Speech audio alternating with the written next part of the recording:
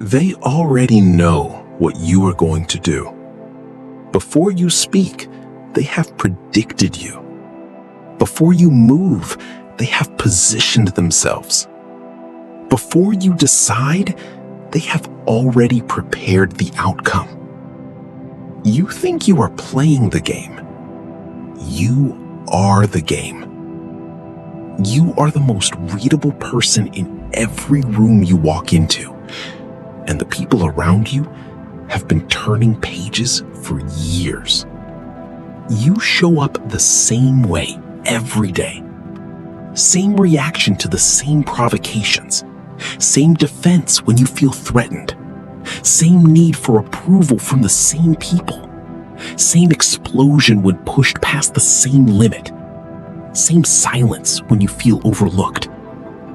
You have a pattern, and your pattern is not your personality. Your pattern is your prison. And while you have been living inside it, believing it is who you are, other people have been studying it, mapping it, and using it to stay 3 moves ahead of you at all times. Every time you were passed over for something you deserved, your predictability made it easy. Every time someone managed your emotion before you even felt it, that was not intelligence on their part. That was your pattern on display. You handed them the manual. You just did not know you were writing it. This ends today. Not because you are going to become someone else, but because you are going to become someone no one can read anymore. You were trained to be predictable. Understand that first. From the moment you entered any institution, school, family, workplace, the reward system was built to make you consistent, legible, and easy to manage. Consistency was called discipline. Legibility was called transparency. Easy to manage was called being a team player. You were praised for these things. You were promoted for them. And the entire time, you were being domesticated. The people who built those systems did not want unpredictable men. Unpredictable men cannot be controlled. They cannot be kept in lanes. They cannot be depended upon to react in ways that serve someone else's agenda. So the system trained you, with reward and punishment, with approval and rejection, to be a known quantity, to be safe, to be readable. And you became exactly that. And then you wondered why the boldest men in every room seemed to operate by different rules. Why certain men walked into spaces and immediately held the energy. Why some men were treated with a different kind of gravity. Not because they were louder, not because they were meaner, but because no one could quite predict what they were going to do next. That quality, that fundamental unreadability, is not a personality trait. It is a cultivated weapon, and it was kept from you deliberately. Your predictability is not a character flaw. It was installed. And what was installed? Robert Greene spent decades studying power not as a concept, but as a living force. The invisible current running beneath every conversation, every decision made in rooms where the stakes were real. He did not study philosophy in the abstract. He studied what actually happened when human beings competed for position, attention, resources, and survival. He studied courts and corporations, generals and con men, artists and assassins. And what he found was always the same underneath. The men who held power longest were the ones who could never be fully known. Greene understood that mystery is not about deception. It is about incompleteness. The man who reveals everything about himself gives others the tools to limit him. The man who remains partially unknown forces others into a permanent state of calculation, and that calculation costs them energy, attention, and strategic advantage, while it costs him nothing. His observation on this is precise and devastating. Keep others in suspended terror. Cultivate an air of unpredictability. He was not describing cruelty. He was describing the architecture of power itself. The man who cannot be predicted cannot be preempted. The man who cannot be preempted cannot be defeated before he even begins. This knowledge is for protection, not destruction. Greene did not write these laws so that you could manipulate the innocent. He wrote them so that you would stop being manipulated by everyone around you who already understood them. Lesson 1. Your reactions are your weakness. Your reaction is the most predictable thing about you. When someone insults you, you defend. When someone ignores you, you pursue. When someone threatens your position, you tighten. You have been reacting to the world like a machine with a fixed output for every input, and the people around you have learned to operate that machine. They know which buttons produce which results. They press them deliberately and then watch you perform exactly on cue while they remain composed and in control. Think about the last conflict you had at work or in a relationship. Someone said something. You responded the way you always respond, and the moment you did, you lost ground. Not because your response was wrong morally, but because it was expected. Expected responses are controllable responses. The psychology here is pure operant conditioning. You were trained by consistent cause and effect loops to respond in predictable ways. Breaking that loop does not mean becoming cold. It means pausing long enough to choose a response they did not anticipate. Starting today, the next time someone triggers you, do not give them the response they are waiting for. Let the silence sit. Let them recalibrate. Your non-reaction will unsettle them far more than your reaction ever could. Drop this in the comments. My silence is my power move. Lesson 2. Stop announcing your plans. Every time you tell someone what you're about to do, you give them time to prepare. You give them time to interfere, to undermine, to reposition ahead of you, or simply to adjust their expectations so that your achievement lands with less force than it deserved. The man who announces his plans in advance is giving his opponents a head start in a race he has not yet run. You have done this your whole life. You told people about the job before you got it. You shared the idea before it was built. You described the relationship you wanted before you were in it. And in each case, the announcement cost you something. Either the thing itself was disrupted, or when it arrived already diminished. The psychology behind this is simple. Information is leverage. Every piece of information you release about your intentions is leverage you have transferred to someone else. Starting today, go quiet on your plans. Let your actions be the announcement. Let your results be the only press release. Stop explaining what you are building while you are still laying the foundation.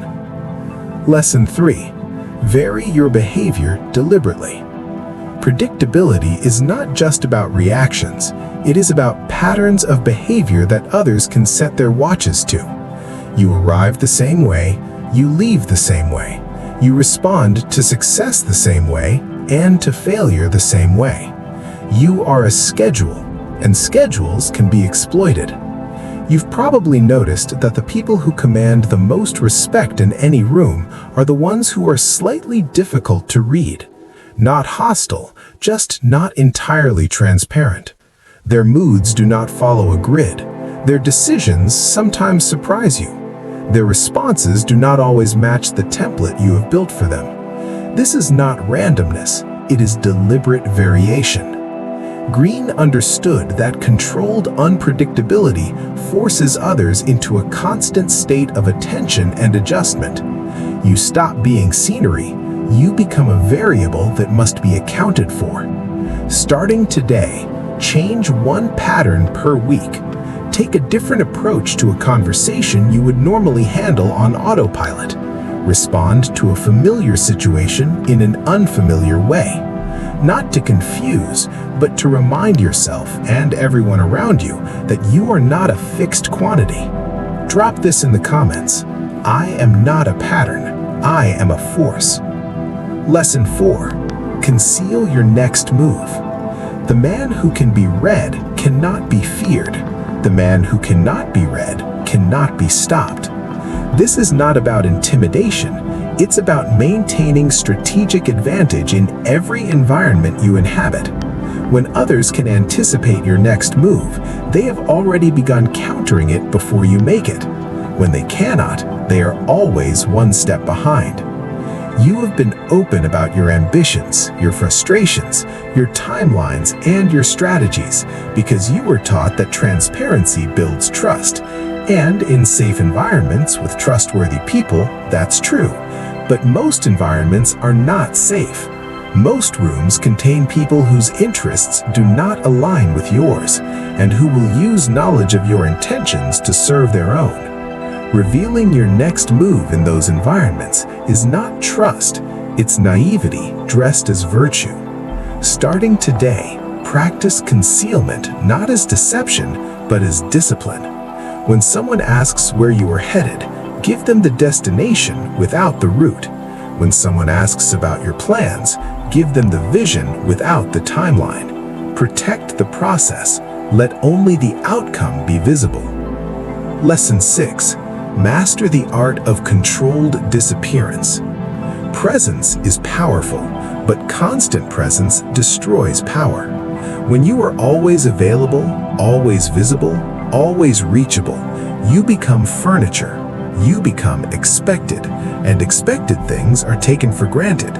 The man who is always there is never missed. The man who is never missed has no leverage. Think about the relationships and situations in your life where you are most taken for granted. Now ask yourself honestly, have you been too present, too consistent, too predictable in your availability? The psychology of value is governed by scarcity. What is always available has no urgency. What disappears occasionally creates anxiety, attention, and recalibration in the people around it. Controlled disappearance is not ghosting. It is not manipulation. It is the deliberate management of your presence as a resource. Starting today, withdraw from one environment where you have been overexposed. Reduce your availability in one relationship where your presence has become a given. Let them notice the absence. Let the absence do the work. Drop this in the comments. Scarcity is my strategy. Lesson 7. Never let them see the full picture.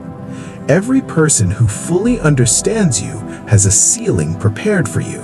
They know what you are capable of, they know what you want, they know what you fear, and they will use all three, consciously or unconsciously, to keep you within a range that is manageable to them. The people who fully know you are the people best equipped to limit you. This does not mean you must live in isolation or perform a false identity. It means you must understand that there is always a version of yourself that belongs only to you, a depth of strategy, intention, and capability that is never on display, never announced, never confirmed. The most powerful version of you is the one no one has seen yet. Keep them guessing. Keep them slightly off balance. Let them work with an incomplete picture and watch how often that incomplete picture is more respected than the full truth ever was. Starting today, identify one thing about your real intentions or capabilities that you have been oversharing. Pull it back. Let it become interior. Let it become fuel rather than information. Lesson 8. Become the variable, not the constant. In every system, relationships, workplaces, social groups, there are constants and variables. Constants are the people the system depends on to behave in predictable ways. They are reliable, consistent, and absolutely essential to the system's functioning, which is exactly why the system will never elevate them. Variables are the people whose behavior cannot be fully anticipated. They are the ones who create uncertainty, and uncertainty, in the mathematics of power, commands attention, commands respect, and commands position. You have spent your life being a constant, being the one who could be counted on to show up, perform, react, and respond in exactly the way the system needed you. And the system rewarded you just enough to keep you performing, but never enough to change your position. Because constants don't rise, they anchor. They hold the floor so that the variables can move freely above them. Starting today, introduce one element of genuine uncertainty into how you operate. Not chaos, not unreliability, controlled variation. The kind that makes people wonder what you were thinking, what you were planning, what you were capable of next. Become the variable that changes the equation. Drop this in the comments. They calculated me wrong. The old you is dead. The one who walked into rooms already decoded. The one who handed people his reactions on a schedule. The one who announced his plans and wondered why the path kept closing ahead of him. That man was not defeated by his enemies. He was defeated by his own legibility. He was too easy to read, too easy to prepare for, too easy to contain. You are a weapon pointed at your own future, and a weapon that telegraphs every strike is a weapon that never lands. The moment you become unreadable is the moment you become genuinely dangerous, not to others, but to every ceiling that was built for you, every box that was drawn around you, every low expectation that was quietly agreed upon by the people who studied your pattern and decided what you would and would not become. You belong to no one. Not to the version of you they memorized, not to the patterns they mapped, not to the reactions they trigger on purpose to keep you performing for their benefit.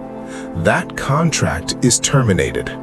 What comes next does not follow a script they have already read. What comes next is yours, unpredictable, uncontainable, and entirely on your own terms. If this found you, if something in this video felt like the first honest thing you have heard in a long time, then this channel already knows what you need. Do not subscribe out of habit. Subscribe because you have decided that the version of you who walked into this video is not the same version walking out. Every week goes deeper. Every video removes one more chain you forgot was there. The button exists. The choice is yours. I do not collect followers. I recognize men who are ready to be ungovernable. One question. Leave your real answer below. What is the one pattern in your life that other people have been using against you? And what is the first move you are making to break it?